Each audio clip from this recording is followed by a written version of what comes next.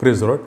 આજે આપણે બીજો તિમોથી તેનો બીજો અધ્યાયની 8મી કલમમાંથી પ્રભુના વચનો જોવાના છે. વચન આ પ્રમાણે છે: ઈસુ ખ્રિસ્ત જેમને મારી સુવાર્તા પ્રમાણે મોયલામાંથી ઉઠાડવામાં આવ્યા ને જે દાઉદના સંતાન છે તેમને યાદ રાખ. આમીન. આ પ્રભુનું વચન છે.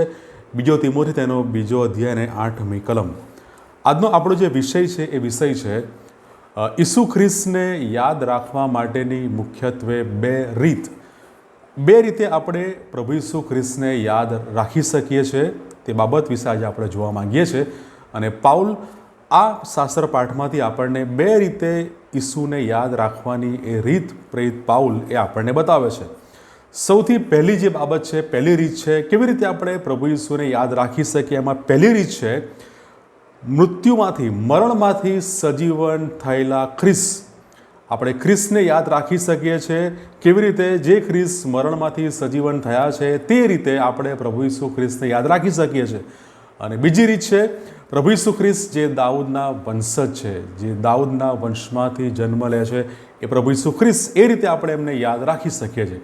પણ શા માટે પ્રેરિત પાઉલ આ બે રીતો આપણને જણાવે છે? શા માટે આ બે રીતો? સૌથી પહેલી બાબત જે આપણે જોઈએ છે અને એ તો છે પ્રભુ ઈસુ ખ્રિસ્ત જે મૃત્યુમાંથી સજીવન થયા છે, પુનરુત્થાન પામ્યા છે.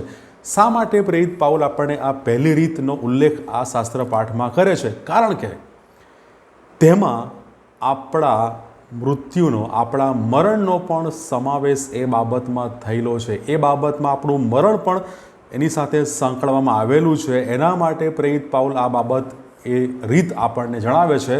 અને રોમન 8 અને 11માં નોંધેલું છે, લખેલું છે: જેમણે ઈસુને મોયલામાંથી ઉઠાડ્યા તેમનો આત્મા જો તમારામાં વસતો હોય તો જેમણે ખ્રિસ્તને મોયલામાંથી ઉઠાડ્યા તે તમારામાં વસનાર પોતાના આત્માની મારફતે તમારા મર્ત્ય શરીરોને પણ સજીવન કરશે. શા માટે પ્રેરિત પાઉલ એ પ્રભુ ઈસુ ખ્રિસ્ત એ મરણમાંથી સજીવન થયા એ રીત આપણને જણાવે છે? કારણ કે એ રીત સાથે આપણું પણ પુનરુત્થાન, આપણું પણ સજીવન થવાની બાબત સંકળાયેલી છે, જોડાયેલી છે. માટે પ્રેરિત પાઉલ કહે છે તમે પ્રભુ ઈસુ ખ્રિસ્તને એ રીતે તમે યાદ કરજો. કારણ કે એમની સાથે, એમની મારફતે આપણું પણ પુનરુત્થાન, આપણું પણ સજીવન, આપણે પણ મરણમાંથી સજીવન થઈશું. એ બાબત ત્યાં સંકળાયેલી છે, જોડાયેલી છે. માટે પ્રેરિત પાઉલ એ રીતે તેમને યાદ કરવાનું કહે છે. અને પૃથ્વી પર સૌથી જે દુઃખદ બાબત હોય, સૌથી જે ગંભીર બાબત હોય, જે આપણને ના ગમતી હોય, ખરાબ હોય અને જે હંમેશા આપણે એને નકારીએ છીએ, અને એ તો છે એ મરણ. કોઈને પણ ગમતું નથી, પસંદ નથી. પણ મરણ એ પ્રભુ ઈસુ ખ્રિસ્ત દ્વારા તેનો ડંખ એ દૂર કરવામાં આવ્યો છે. એ સૌથી આપણો અંતિમ શત્રુ, એ છેલ્લો દુશ્મન જે મરણ છે, એનો ડંખ પ્રભુ ઈસુ ખ્રિસ્તે એ દૂર કર્યો છે. તે બાબત આપણે જોઈ શકીએ છીએ. માટે પ્રેરિત પાઉલ કહે છે તમે પ્રભુ ઈસુને સજીવન થયેલા ખ્રિસ્ત તરીકે તમે તેમને યાદ કરજો, યાદ રાખજો. અને બીજી બાબત પ્રભુ ઈસુ ખ્રિસ્તને યાદ કરવાની જે રીત છે એ તો છે દાઉદના સંતાન તરીકે, દાઉદના વંશ તરીકે આપણે એમને યાદ કરવાના છે. શા માટે? કારણ કે યોહાન 7મો અધ્યાય 42મી કલમ પ્રમાણે જો આપણે વાંચીએ, એનો જે અર્થ છે એ છે કે પ્રભુ ઈસુ ખ્રિસ્ત એ દાઉદના વંશમાંથી આવવાના છે. એ યોહાન 7 અને 42 જે જણાવે છે કે પ્રભુ ઈસુ ખ્રિસ્ત એ દાઉદના વંશમાંથી ખ્રિસ્ત આવવાના છે. એ તારનાર મસીહા એ દાઉદના વંશમાંથી, દાઉદના કુળમાંથી આવવાના છે. તે બાબત આપણને ત્યાં યોહાન 7 અને 42માં જોવા મળે છે. તેનો અર્થ શું થયો?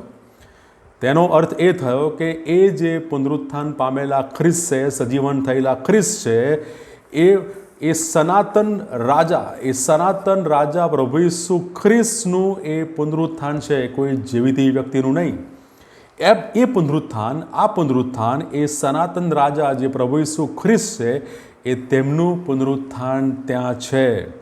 અને ઈશ્વરના દૂતે જે મરિયમને જણાવ્યું, અને એ શબ્દો શરૂઆતના લુકના પહેલા અધ્યાયની 31થી 33મી કલમમાં જે આપણે જોઈ શકીએ છીએ, જે છેલ્લો જે ભાગ છે 33મી કલમનો, તેમાં નોંધેલું છે તેના રાજ્યનો અંત આવશે નહીં. પ્રભુ ઈસુ ખ્રિસ્ત જે દાઉદના વંશમાંથી જન્મ લેવાના છે, ત્યાંથી આવવાના છે, અને તેમના રાજ્યનો અંત એ કદી પણ થશે નહીં, કદી પણ આવશે નહીં. જો આપણે પ્રભુ ઈસુ ખ્રિસ્ત પર વિશ્વાસ કરીએ છીએ, તેમની સેવા કરીએ છીએ, તેમના શિષ્ય છે, તેમને માનીએ છીએ, તેમની પાછળ ચાલીએ છીએ, તો ફક્ત મરણમાંથી સજીવન થયેલા એટલું નહીં, પણ તેની સાથે સાથે એ આપણા સનાતન રાજા છે. તેમનું રાજ્ય અનંતકાળનું છે અને તેમના રાજ્યનો અંત કદી આવવાનો નથી. તે રીતે આપણે તેમને યાદ રાખીએ, તેમને યાદ કરીએ.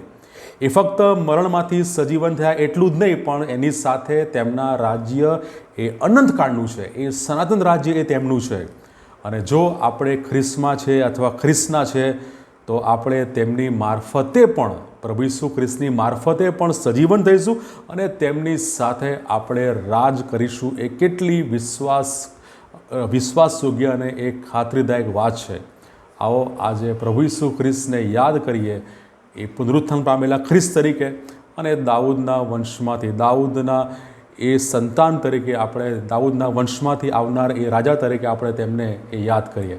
પ્રભુ આ વચનો શીખવા સમજો આપણે દરેકની સહાય અને મદદ કરે. God bless you.